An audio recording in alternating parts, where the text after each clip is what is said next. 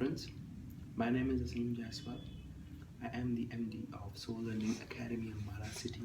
Soul Learning Academy is an IELTS institute and a study abroad institute. We fulfill the dreams of the student who wants to go and study abroad. Today I am here to tell you something about IELTS. सब लोग इस month या next month IELTS का exam देने वाले हैं.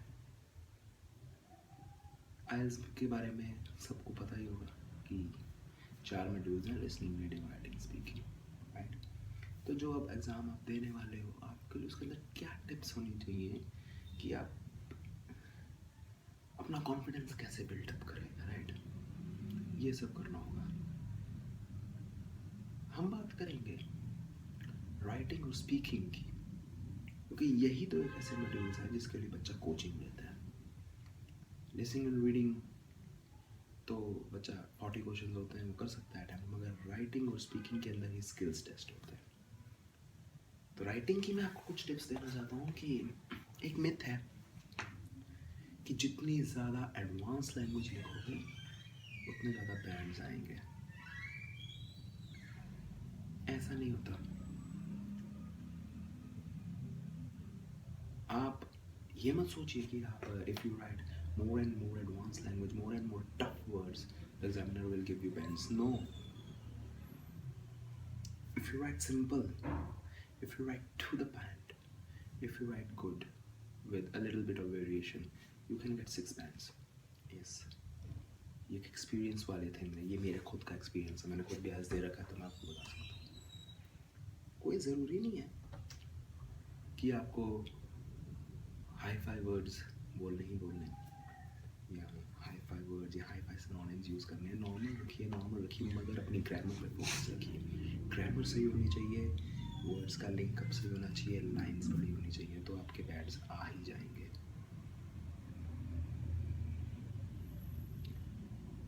दूसरी बात आती है स्पीकिंग की. स्पीकिंग के अंदर हम लोग बोलते हैं कि कैसे किया जाए, कि पेरेंट्स देते हैं सामने वाला एग्जाम क्या.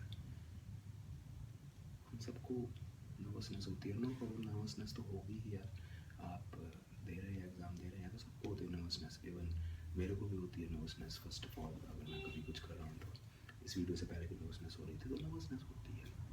और उस नर्वसनेस को निकालना होगा. वो कैसे निकालना होगा कि मिरर के सामने प्रैक्टिस कीजिए. Second and the most important thing is that eye contact. आपका एग्जामिनर आपको कभी आई कॉन्टैक्ट ऐसे नहीं देखेगा. Like if you are saying something, you are introducing yourself and he's looking like this to you, he will never see you like this. He will always give you a chance to be a comfortable. वो हमेशा इधर उधर देखेगा like this. If you are saying something, he'll be looking that way or that way. In the meantime, sometime he can look at to yourself like this. So ये आपकी duty बनती है कि आपने उसकी तरफ आई कॉन्टैक्ट मेंटेन करके रखना है.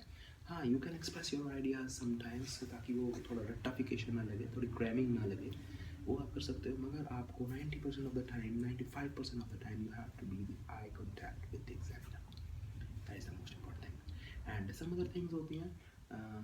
स्पीकिंग के वक्त हम थोड़ा फंबल कर जाते हैं.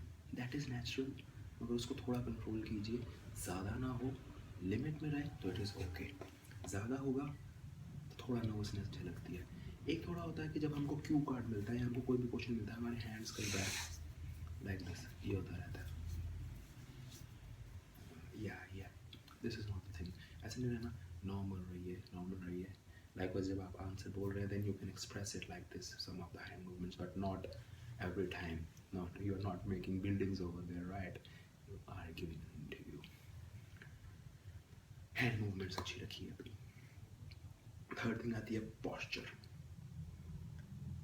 ऐसे नहीं बैठना है, ऐसे नहीं बैठना है, ऐसे नहीं बैठना है, ऐसे नहीं बैठना है. एक इंटरव्यू की तरह बैठना है. This is the proper posture for speaking. कहा जाता है कि आप कुछ भी पहन कर चले जाइए. मैंने बहुत इंस्टीट्यूट वालों को सुना है, उनका कहना है कि ड्रेसिंग सेंस डजंट मैटर. आप वहाँ पे आपको आपकी स्पीकिंग पे जज हो रहा है, आप जो मर्जी पहन के चले. ऐसा नहीं होता. हम जॉब का इंटरव्यू देने जाते हैं तो भी हमारे स्किल्स टेस्ट होते हैं, राइट. ड्रेसिंग तब भी सेकंड आती है, तब भी हम क्या ट्रैक पैंट्स में जाते हैं? No, dress well, dress formal, it's a formal interview, it's not कोई घर का इंटरव्यू नहीं है, it's a formal interview. Dress well, shave yourself, cut your hairs, dress well. Formal interview, dress in formals, go there, be confident. This is all about speaking and writing tips. All the best, guys. Do well in your exams and contact Soul Learning Academy for your filing, for your IELTS coaching. The number is flat in the written. It is written on the top of the screen. All the best. Do well.